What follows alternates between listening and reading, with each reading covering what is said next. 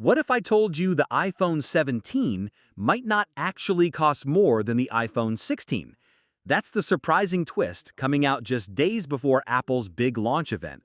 And it's giving iPhone fans something rare these days, a little bit of relief. For months, the conversation around the iPhone 17 has circled one big fear: higher prices. With everything else in life getting more expensive, many people assumed Apple would follow suit. But now, a new report from JP Morgan analysts suggests the situation might not be as bad as we thought.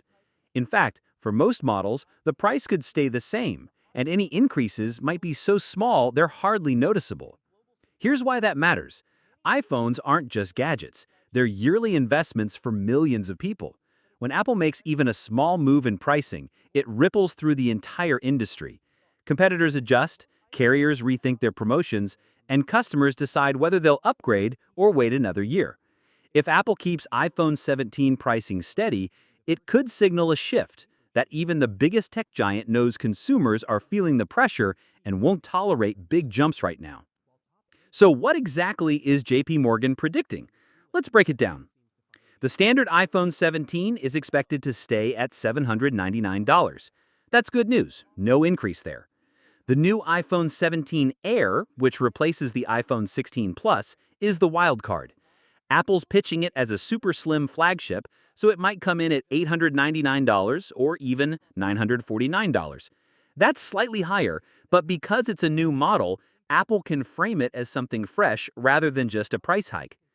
Then we've got the Pro models. The iPhone 17 Pro is where things look a little different. Apple is rumored to be dropping the 128GB storage option, just like it did with the 15 Pro Max. That means the Pro might start at $1,099 instead of $999.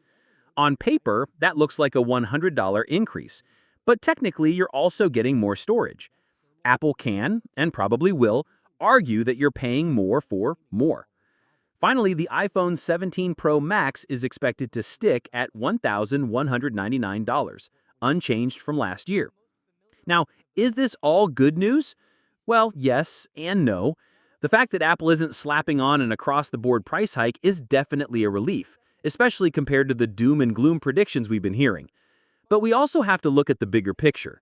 Even if the sticker price doesn't rise much, Apple has other ways of nudging customers to spend more, like eliminating lower storage tiers or adding new models like the Air that push you closer to the $1,000 mark. Another angle to consider is competition. Google just launched the Pixel 10 without changing its price, which puts pressure on Apple not to go overboard.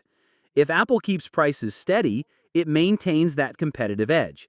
But if Apple does push the Air or Pro models a bit higher, it risks leaving more room for rivals to position themselves as the better value. Here's my personal take. Apple knows its customer base is loyal, but not invincible. With inflation still affecting pretty much everything, now isn't the right time to test how much more people are willing to pay. By keeping most of the lineup stable, Apple looks reasonable, like it's listening. At the same time, by quietly shifting storage options and creating a new Air model, it still manages to raise its average selling price without sparking outrage. It's classic Apple strategy. Make it feel like nothing's changed, while subtly steering customers to spend a little extra than they planned. And if history is any guide, that's exactly what's about to happen with the iPhone 17. What's your thoughts on this? Let me know in the comments section.